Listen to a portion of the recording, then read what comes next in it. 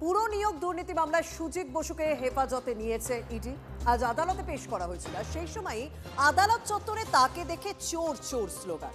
পুরো নিয়োগ দুর্নীতিতে প্রাক্তন দমকল মন্ত্রীকে গ্রেপ্তার করার পর আদালতে পেশ করা হয়। সুজিতকে 10 দিনের ইডি হেফাজতে পাঠানো হয়েছে। আর এজলাস থেকে যখন তাকে বের করা হচ্ছিল তখনই প্রাক্তন দমকল মন্ত্রীকে দেখে চোর চোর স্লোগান।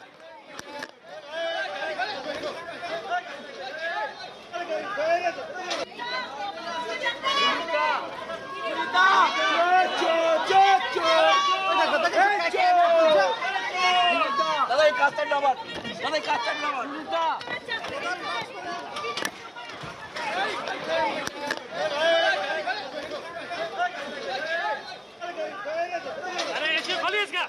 हाँ एसी खोलिए इसका। एसी खोल इसका। ठंडा में बना इसको। एसी खुलाइए इसका।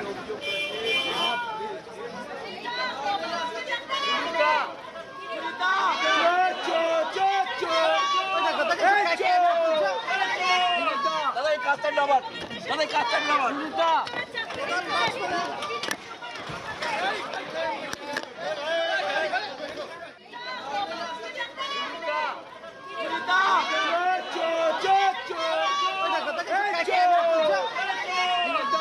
কাজটা